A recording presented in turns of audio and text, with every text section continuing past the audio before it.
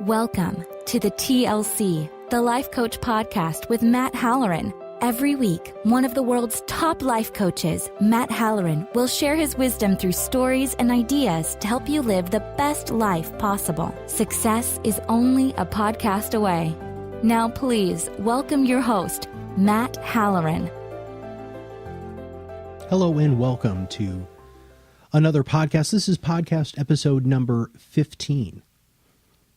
We're going to digress from what we normally talk about on these podcasts, and we're going to talk today about emotions. I've been dealing with a lot of emotions, both personally and professionally, and it made me realize how little people understand about what emotions are, how powerful they are, and how and where you should feel them. To live is to feel more than just happiness. Part of living is experiencing every emotion you possibly can. And there are thousands of emotions, and you become much more of a rich human being by experiencing every emotion you can possibly emotion. There should be times where you're not just happy, but you're elated, or you're sad, or you feel joy, or you feel excitement, anticipation. I mean, there's so many things that you need to feel and accept that feeling as a human being. Don't push those away. Don't think that the only thing you should feel at all times is bliss and happiness, because that's not life. That means that you're not really living in reality. Now, you can try to find the goodness in everything, and that's a very different mindset than what I'm talking about, blindly going through life like your dog, which is always happy to see you. That's really not life. And when you are experiencing an emotion, whatever that emotion is, allow that emotion to be present. One of the worst things that you can do with somebody who's crying is to pat them on the shoulder and tell them it's going to be okay, because you're stopping the pattern of that emotion. An emotion, every emotion, is like a wave, and you should allow that emotion to hit the shore and crash, whitewash, bubble up, drop some rocks, and then recede back. If you try to stand, and if any of you have ever stood within the tide, and you try to stop or slow down a wave, first off, you lose. And secondly, it gets very messy. It's not as clean. It doesn't resolve itself as well as it should. So the tide and waves are exactly like emotions. No matter if you're working with somebody as a coach, you're spending time with your significant other, your children, your parents, any relationship, if they're in the middle of feeling an emotion, shut up, let them experience the emotion. And if you can, try to empathize with that emotion while they're in that emotion, because it's going to create an amazing connection between you and that other person. You need to teach your children, boys and girls, that there are hundreds of emotions.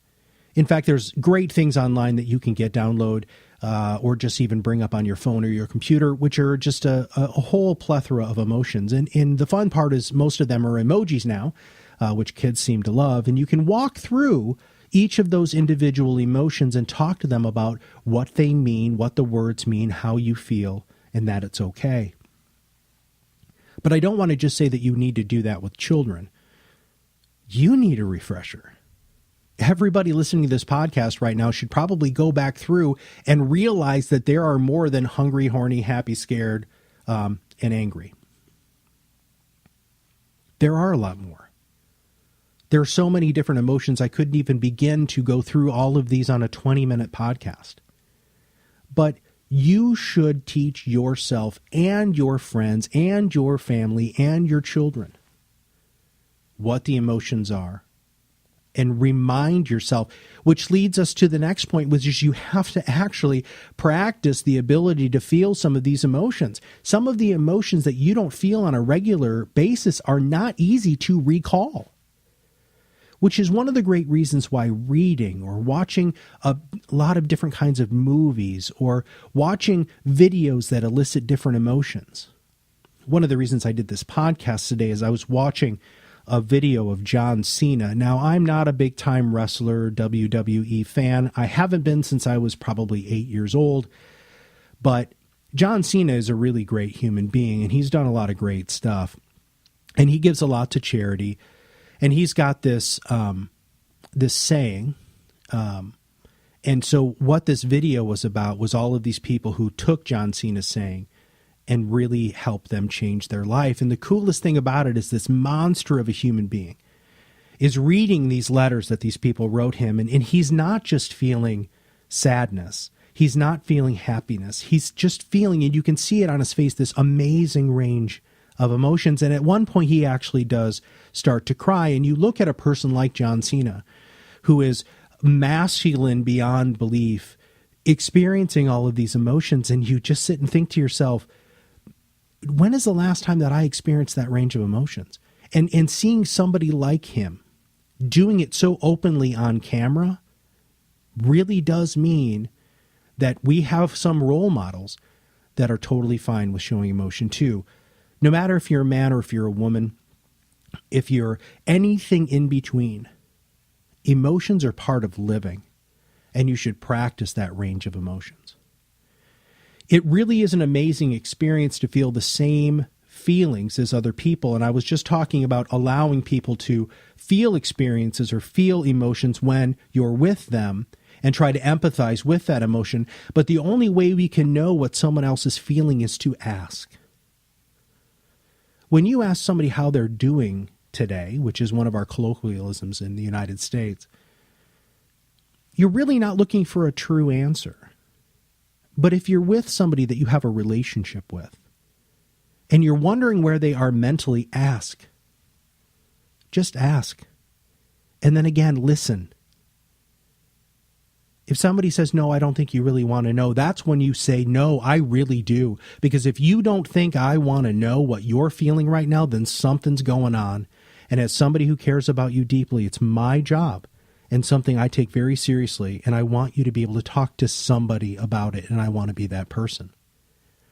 A lot of times it's just sitting back and being quiet, making eye contact, nodding your head. Even if it's painful to listen to, or it elicits other emotions within you that remind you of wonderful or traumatic or scary experiences, be in that emotion. Because of screens nowadays, we have lost a lot of the interpersonal connection. We've lost what it feels like to be next to somebody feeling an emotion, because emotions are contagious. If you allow yourself to be open and receptive to emotions around you, you will have a totally different life.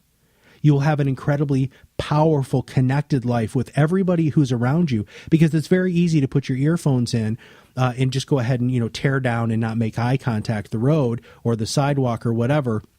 Get in your car, turn on the radio, don't make eye contact with other drivers, pull into your parking spot, do your job, go home, open up your garage door, drive in, and never see your neighbors. That to me isn't living. We are a social creature, and experiencing emotions with other social creatures is what makes this world amazing.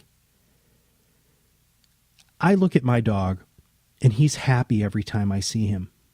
But we just lost our other dog. She was quite old.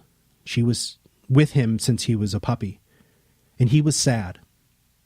And so I sat with him on the ground and pet him, and I could feel his sadness, because he knew that Amelie wasn't ever coming back. And he missed her. I missed her too. So we sat down and we shared that emotion together. It's unbelievable when you open yourself up to this. When you stretch and when you practice and when you flex your emotional muscles, how much stronger you can be as a human being, how much more connected as a human being you can be in this world. And with that, thank you very much for listening to this today. Go out, experience emotions, allow other people to share their emotions with you, because I truly believe it will make the world a better place. Thank you for taking the time out of your busy life to listen to our podcast. Remember, a single change, no matter how big or small, can start you on your path to live your best life possible. You deserve it.